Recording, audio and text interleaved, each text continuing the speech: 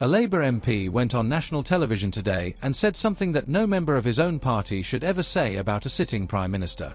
He said it is not a question of asterisk if asterisk Keir Starmer leaves Downing Street. It is a question of asterisk when Star. That was not a Conservative. That was not Reform. That was one of Starmer's own. And here's the thing, he's not alone. Because while Starmer is still technically in power, the knives are already out. The candidates are already positioning. The war chests are already being filled. So today, we're not just going to talk about Starmer's collapse. We're going to answer the question that Westminster is obsessed with right now: who actually replaces him? And what does it mean for Britain? Stay with me and subscribe. Because what's happening inside Labour right now is extraordinary. Let's be clear about where Starmer stands right now, because the numbers are genuinely historic. Keir Starmer is one of the most unpopular Prime Ministers in modern British history.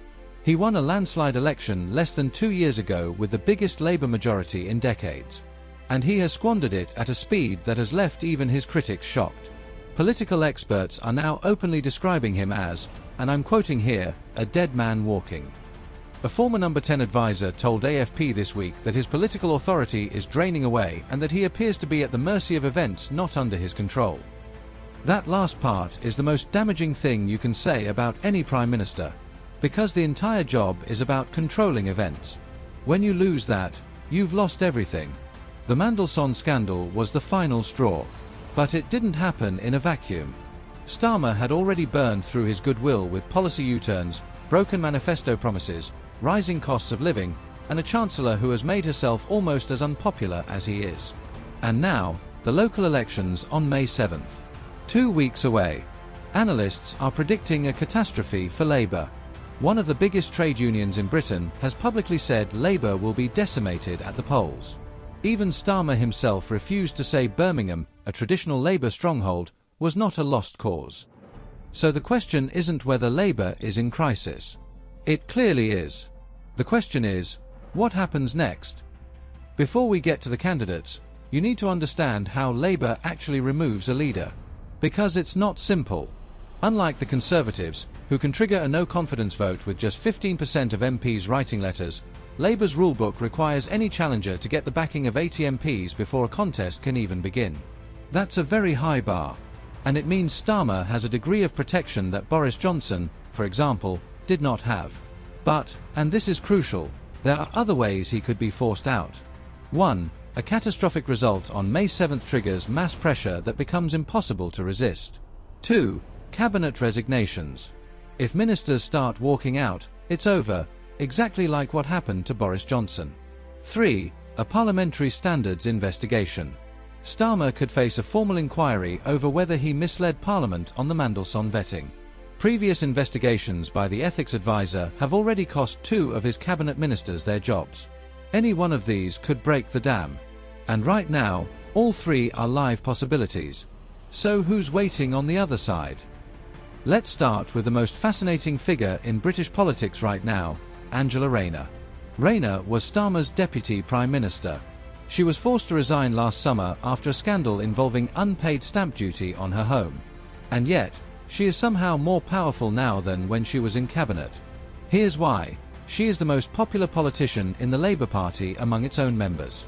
Polls show she would beat Starmer in a head-to-head leadership contest. She is seen as human, relatable, and, crucially, not tainted by the Mandelson scandal. She has already broken with the government publicly, demanding that the intelligence files on Mandelson's vetting be released to Parliament's Security Committee. She has reportedly built a £1 million war chest for a leadership campaign. She has a website quietly positioned for a leadership tilt. She is not making moves. She is waiting because she is smart enough to know that the best thing she can do right now is let Starmer destroy himself. And then step forward as the alternative. The knock against her. The stamp duty scandal has not fully gone away. And some in the party, particularly on the right, doubt whether she has the intellectual depth to be Prime Minister. But here's the thing, depth didn't win the last election. Connection did. And Rayner connects with people in a way that Starmer never has. If Rayner is the people's candidate, Wes Streeting is the establishment's candidate. The Health Secretary is currently the betting favourite to replace Starmer. He is sharp, media-friendly, and has been one of the few cabinet ministers to come out of this period with his reputation intact. He is popular on the centre and right of the Labour Party.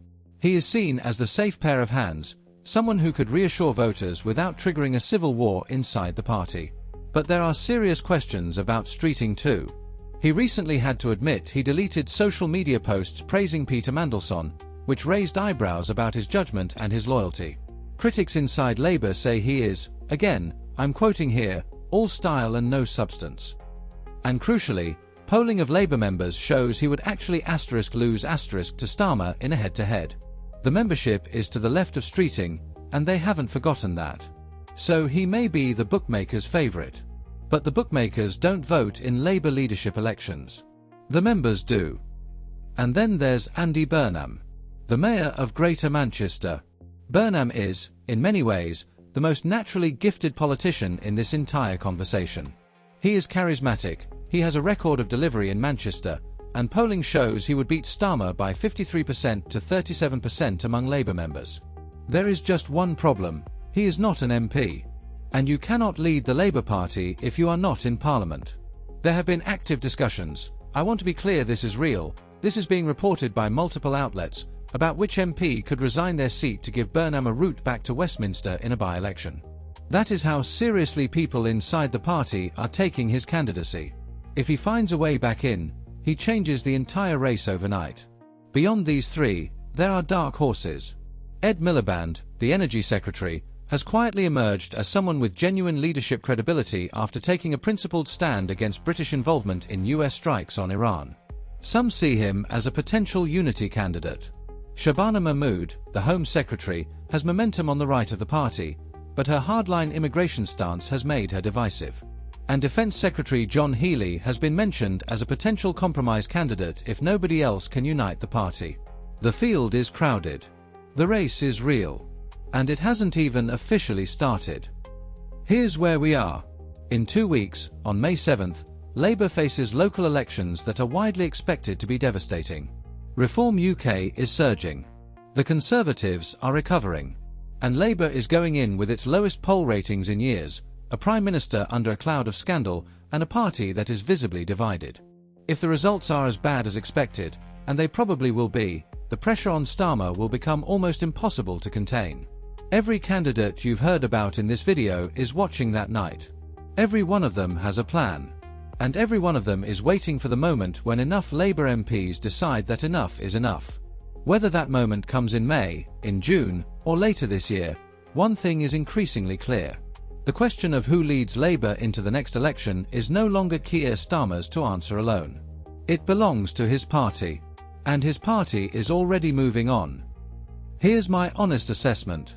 Starmer is not finished yet, and anyone who tells you he definitely goes in the next few months is guessing. Politics is unpredictable, and he has survived before. But the difference between now and 6 months ago is this: the people around him are no longer fighting for him. They are positioning around him. That is how political careers end, not with a dramatic resignation, but with a slow withdrawal of loyalty. The local elections on May 7th are the next moment of truth. Watch that night carefully, because what happens in those results will tell us everything about how much time Starmer has left. If you want to follow this story as it develops, with analysis that goes deeper than the shouting, subscribe. Every video on this channel follows the evidence, not just the drama. Do you think Starmer will still be Prime Minister by Christmas? Yes or no? Let me know below. I'll see you when the results come in.